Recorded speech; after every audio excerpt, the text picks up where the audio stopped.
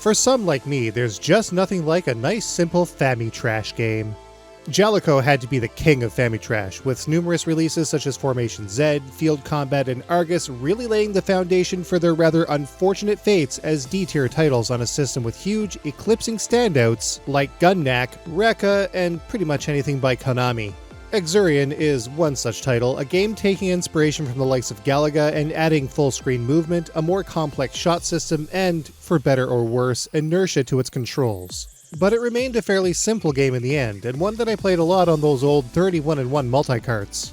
Because of this, I hold a fair bit of nostalgia for Famicom Exerion, which cements it as one of my favorite early Famicom shooters, alongside the impossibly fun B-Wings and the flawed but warm and fuzzy aforementioned Formation Z.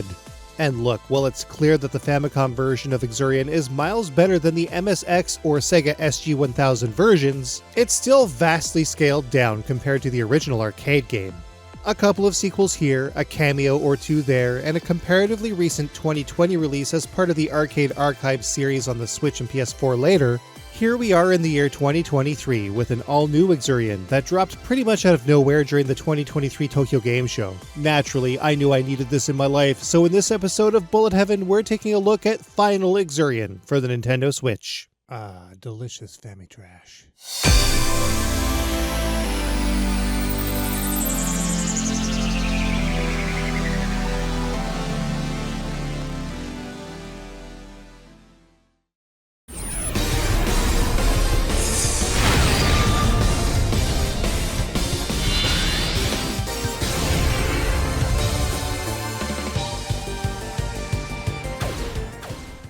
Final Exerion was developed by Happy Meal and pretty much more or less surprise published by City Connection for the Nintendo Switch worldwide on September 20th, 2023. Though because of the international dateline, Japan technically saw it on the 21st. A Steam version for Windows PC is forthcoming as of this video. I know what you're thinking, and yes, this game is really something to behold if you're not expecting it or haven't played the originals, but I assure you, this game is jank in all the right ways. Let's take a closer look.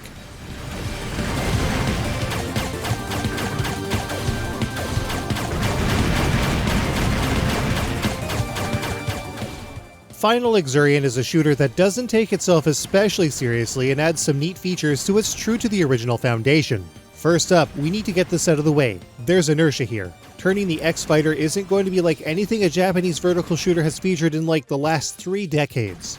Just as with a real aircraft, it takes time to move in another direction, and while this might be bothersome to certain players, coming to terms with it isn't at all difficult.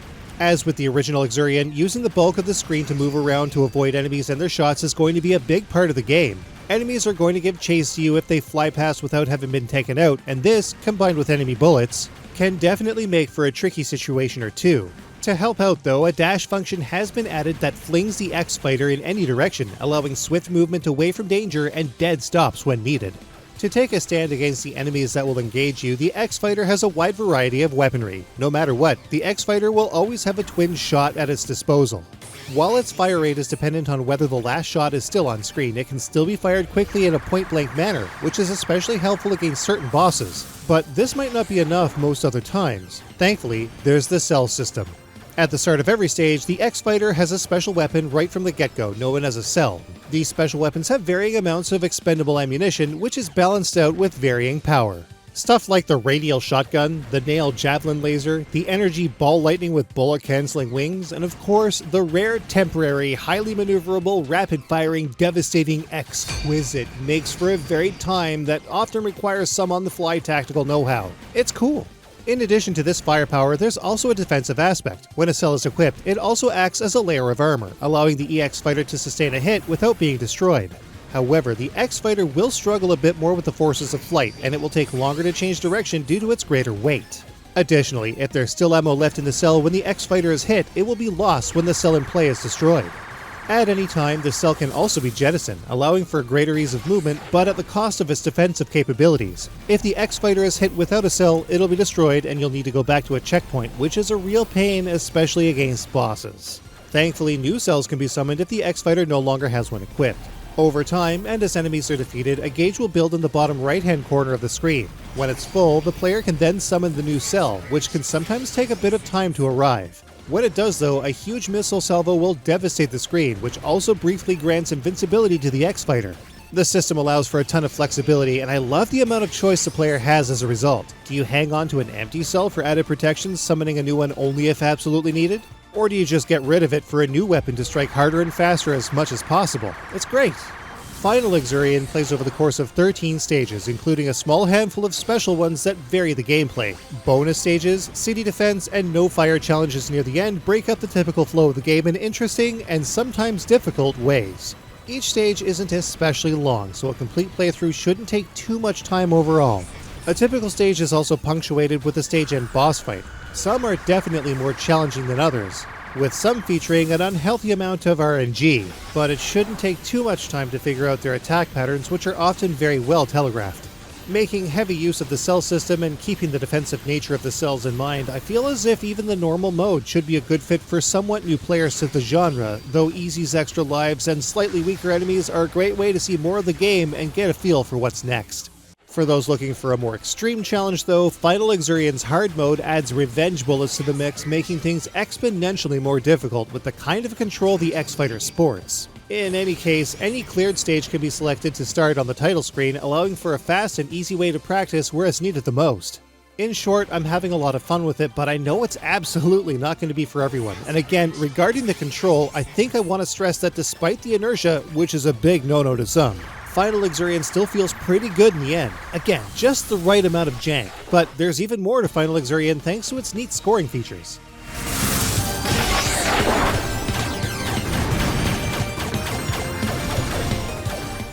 Final Exerion has a few neat hooks that make for a fun time when it comes to scoring. Firstly is a destruction bonus for taking out complete waves of enemies. This bonus will change depending on the enemy type in question, typically weighing in between 1 and 3,000 points. Some enemies can be difficult to destroy, especially if the cell in play runs dry, and even if one manages to get away, the bonus will not be awarded. Thankfully, the huge screen-clearing attack accompanying a new cell does wonders for enemy destruction and pretty much guarantees the bonus will be awarded when it lands. Speaking of the cell, there's a couple of bonuses specific to it. First up, if a cell's ammunition is completely drained, a 5,000 point bonus is awarded. This creates an incentive not to get hit and not to change out a weapon you may not like. After all, each summon cell is randomly generated. Regardless of whether the cell has ammo or not, a 3,000 point bonus is also awarded when it's jettisoned, which encourages as many cells as possible. It goes further. If a stage is completed with the cell equipped, a 10,000 point bonus is awarded. An enterprising player could time this just such that the cell in play could be drained and jettisoned for 8,000 points, with the boss's death timed when the new cell arrives. This should allow for just enough time to snatch the new cell, adding 1,000, and a 10,000 point bonus results in a smooth 19,000 points. Every now and again, an alien-altered horse will gallop onto the screen. This horse is indestructible and drops shining sparks that are drawn into the X-Fighter. These will boost the score a little bit, and the more hits the horse takes, the more will be released. The horse can also be made to rear, making its movement pause, allowing for even more hits, and thus more points. Bonus stages are played with an infinite version of the exquisite power-up, allowing for an invincible ship and a high rate of fire. There will be 100 enemies that, if all taken out, will award 10,000 points plus a perfect bonus of 20,000 at the conclusion of the stage. In the city defense stage, 30,000 points is awarded for complete city defense. Finally, at the end of the game, a 100,000 point bonus is awarded for each ship left in the livestock. A number of score extends will happen as you rack up your points, so scoring as high as possible as quickly as you can is key. So there's a lot to consider here, and plenty of scoring opportunity for Final Exerion's online leaderboards. Only normal and hard has a leaderboard though, so easy should only really be used to find a route through the game, especially in the final few stages.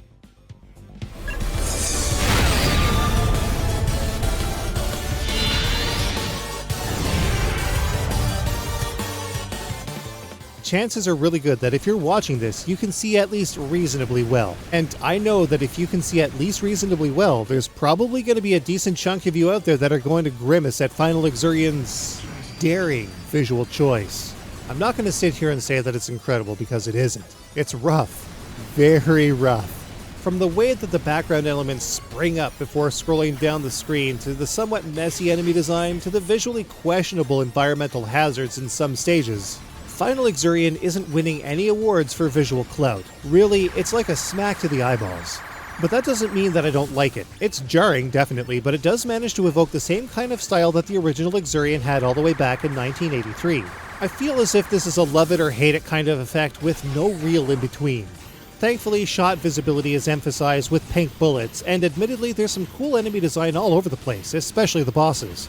All sorts of frames of animation when moving the X-Fighter about the screen is also a returning feature which further solidifies the feeling that Exerion is back.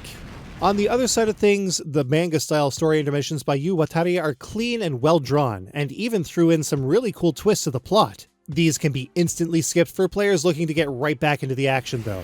One thing that really stands out in Final Exerion is its sound. It features an excellent soundtrack by Daisuke Matsumoto and Wazi303, which clearly explains its awesome tunage. Final Exerion's sound effects are also on point with satisfying weapon samples and explosions, and one of my favorite boss alerts in recent memory.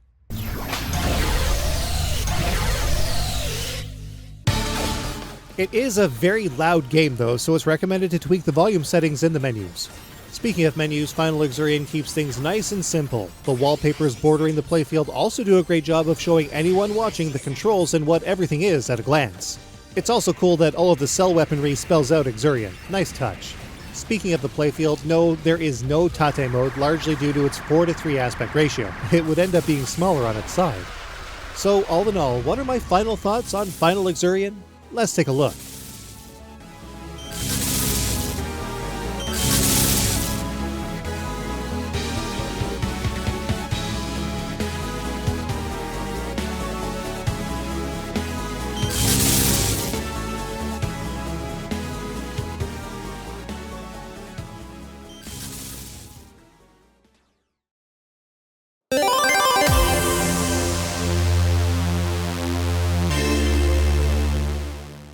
I'm not going to pretend that the controls are tight and responsive here because really, they aren't by design. However, if you're playing an Exerion game of any kind, I want to say that you probably know what you're getting yourself into, and it works for what it is.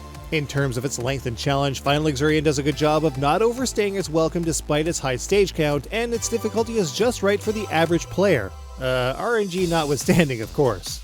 Those looking for more can go to the much more difficult hard setting, and those looking to see more of the game faster can stick to easy. Alright, there's no way to nicely say this. Final Exerion is a super ugly game, but its story bits are super clean. The music and sound, on the other hand, is completely awesome.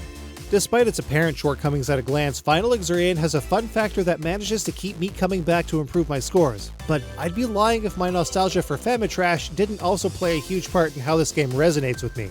In short though, Final Exerion was just as good as I'd hoped it'd be, and maybe even a little bit better. Alright, I needed to get that detour out of the way because boy howdy do I ever love me some Exerion. Back to the plan at hand, Trouble Witch's Final is coming up real soon, as is our October ACA shooting roundup with not 1, not 3, not even 4, but 2 releases. Through the sale of an uncommon game, tips at work, and some music sales and refurbishing a salvaged new 2DS XL, I also finally have the funds for a satiator. I'm looking forward to loading it up with a bunch of new games that I've been too lazy to get onto my number 4 Saturn's mode, and frankly, I'm probably just gonna dunk that into a Dreamcast with a curated full set of shooters. We do already have a complete set after all. At any rate, that's all I've got for now. We'll see you all in the next episode.